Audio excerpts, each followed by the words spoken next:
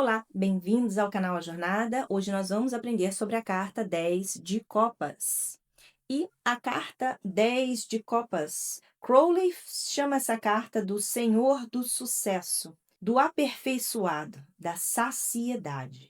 Essa carta tem o número 10 e aqui embaixo nós vemos o nome Saciedade. Vamos dar uma olhada sobre inicialmente, o que essa carta nos mostra, né? Então, num primeiro olhar, nós vemos que tudo está no seu devido lugar nessa carta.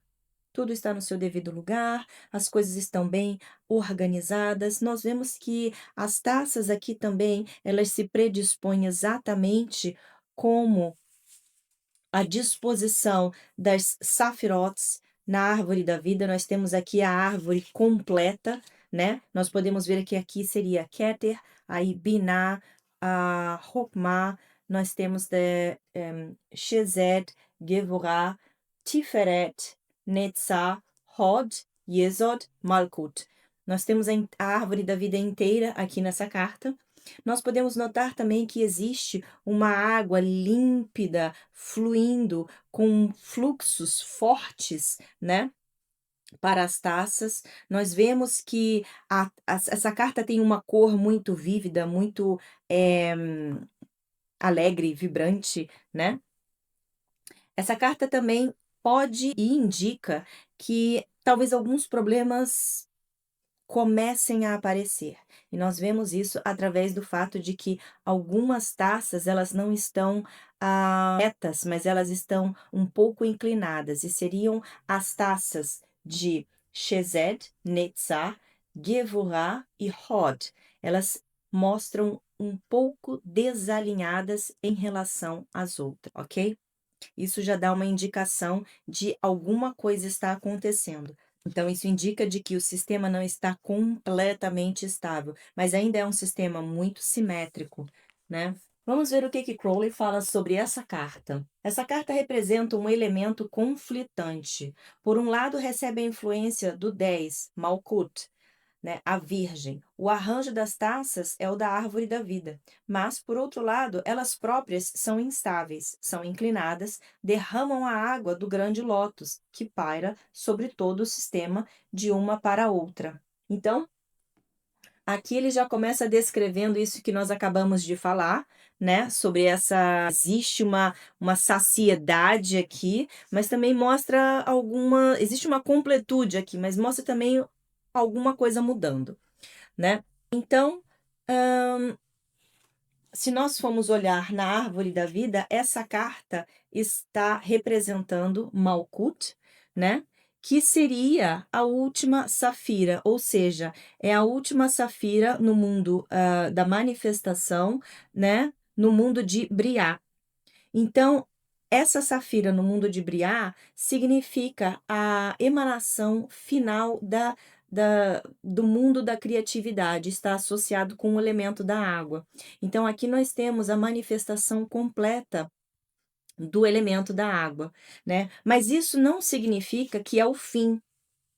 Então, alguma coisa tem que acontecer para que se haja uma transformação para o próximo elemento, e depois do elemento água vem o elemento ar, né? Então, por conta de que se há a necessidade de se manter o movimento, é por isso que nós notamos essa instabilidade nessas taças laterais, né? Para que se possa ocorrer um processo de transformação para o próximo elemento, ou seja, essa carta mostra aqui talvez uma preparação para uma mudança também. Nós vamos começar olhando nas primeiras 3 taças aqui em cima. Elas representam o triângulo supernal da árvore da vida. Essas 3 aqui estão muito bem estáveis, né? E se você olhar no plano de fundo, nós temos a Great Lotus, né, que é a lótus grande, mas ela não aparece em forma de flor fisicamente, mas através de um símbolo, aonde te lembra de que tudo o que tudo o que te sacia aqui tem uma origem divina. Ou seja, também te lembra de que o modo pelo qual todas as outras taças são completas e têm vida vem da força e da fonte maior de Keter. Ao momento que a gente começa a sair desse triângulo supernal aqui, começa a ir para baixo, nós começamos a ver que algumas taças já começam a estar mais inclinadas, né? E elas estão inclinadas de um modo que nós podemos ver mais a parte interna da taça, assim como também elas estão inclinadas, o pilar feminino e masculino, eles estão inclinados em direção ao pilar central. Então, isso mostra que existe uma força atuando aqui. Essa força que está atuando aqui, ela é uma força que está conectada com a carta número 11, que é a carta. Por que que essa força que se manifesta nessa carta está conectada com Lust? É simplesmente porque essa força é conectada com Malca, que é uma rainha. E Malca é a filha de Babilon, é exatamente essa figura que aparece na carta 11, que é a carta de Lust. Né? E sem dar muito detalhes, só falando sobre Malca, Malca significa o ser completo. Ela é a virgem da eternidade e ela também é considerada Perséfone. E se você assistiu os meus outros vídeos, Perséfone ela é a rainha do mundo interior, do mundo inferior, né? E ela junto com a mãe dela, que é Deméter, né? Ela é a rainha da colheita, da fertilidade. Então Malca traz, né, toda essa abundância, mas também traz essa força de talvez querer mudanças. Se nós olharmos na roda do decanato, nós estamos aqui no 10 de copas, e o 10 de copas tem uma data de 11 de março até o dia 20 de março. E aqui no 10 de copas nós temos Marte. O que que isso nos fala? Bom, primeiramente é interessante comentar que essa carta, o 10 de copas, coincide com o Sabá Ostara, né? E qual que é essa correlação? Se nós olharmos inicialmente as hastes, as alças dessas taças aqui, elas nos lembram o signo de Áries. A forma, o design dessas taças lembra o signo de Áries, né? E o signo de Áries, ele é regido por Marte. E Áries é o signo seguinte a Peixes. Então, mostra zodíaco. E então, essa mudança do zodíaco também está ligada a Ostara.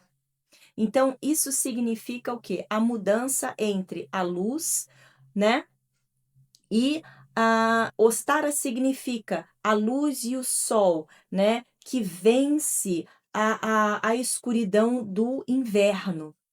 Então, essa associação também se dá com Perséfone, quando Perséfone retorna do mundo inferior e fica com sua mãe. Então, essa é a correlação que essa carta tem na roda do decanato, mostrando que ela está correlacionada com Ostara devido a essa correlação com Perséfone e também correlacionada com essa mudança dos signos, né, de peixes até iniciando novamente em Áries, ou uma mudança dos signos zodiacais novamente. Então, essa carta mostra o fim de um ciclo, mas que mostra um fim de um ciclo, mas também mostra que exatamente por conta de ser o final de um ciclo, alguma dessa estabilidade tem que ser perdida para que se crie um novo ciclo, para que se crie, então, novas oportunidades. O fato dessa carta também estar associada. Bom,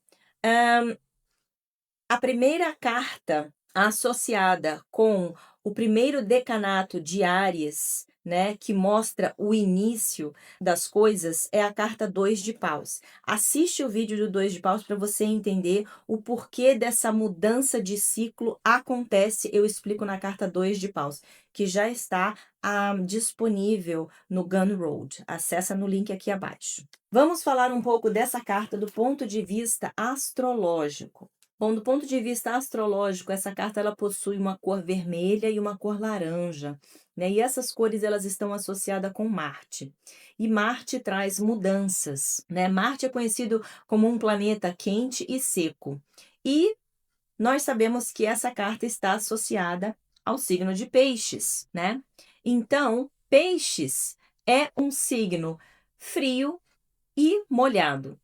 Então, nós temos aqui dois opostos, né? Então, aqui nós já notamos essa instabilidade e essas mudanças. Esses opostos criam essa instabilidade, essas mudanças. Então, a energia de Marte, ela previne você da estagnação e mantém você na sua jornada, no seu movimento. Então, se nós vamos falar do ponto de vista divinatório, a carta do 10 de copas, que significa saciedade, ela significa que você está muito feliz, que você está completo, mas que talvez o fim natural de uma situação está se aproximando, né? É muito claro que depende das cartas ao redor e da situação em questão.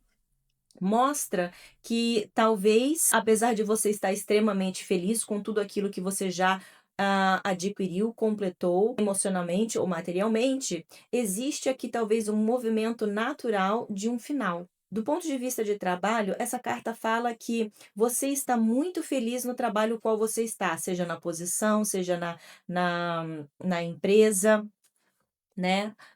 Na sua carreira, mas se você está procurando por progresso, essa carta também vai dizer, por exemplo, se você é o chefe de uma companhia, né?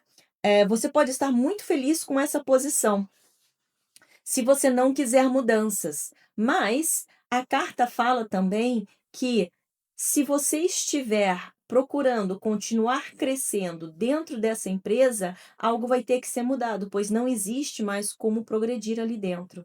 Essa carta mostra também, por exemplo, que se você está em uma companhia, né, e que você gostaria de talvez continuar crescendo, e essa carta sai, talvez essa carta diga que você já cumpriu o seu papel ali dentro e que talvez seja necessário uma mudança de companhia, ou mudança de emprego, ou mudança de carreira.